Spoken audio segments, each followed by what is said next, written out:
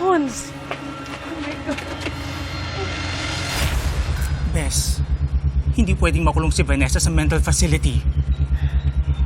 Alam ko.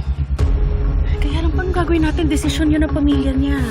Wait, what if itakas natin siya? Oo! Kapag madaling araw, mas madaling tumakas. Walang ibang tao. Ano? Isasakay ko siya sa kotse ko. Kasi wala namang ibang sasakyan si Vanessa. Nakarating siya sa mental facility gamit yung ambulansya, di ba? Pons, makikita ka ng CCTV, madadamay ka. Ititilay ko! Gagawa ako ng kwento. Sasabihin ko na kisakay lang siya sa akin. Basta mas okay pag nasa labas ng mental facility si Vanessa. Sana nga. Sana magbago ang isip ng pamilya niya. Sana hindi na siya ibalik ni Ma'am Sylvia dun sa facility. Sige, ate, bilisan mo! Sige na, magpakalayo ka na! Bilisan mo!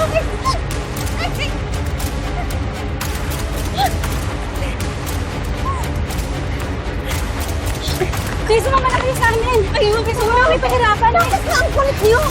Please, huwag na kami pahirapan! Sa akin, ayoko eh!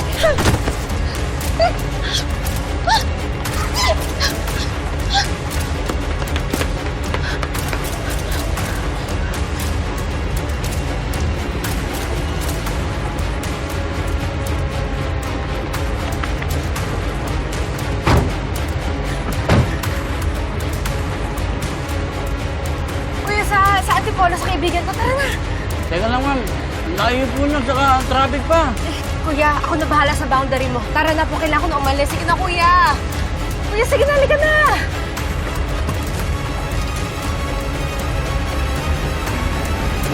Kuya, bilis! Dali!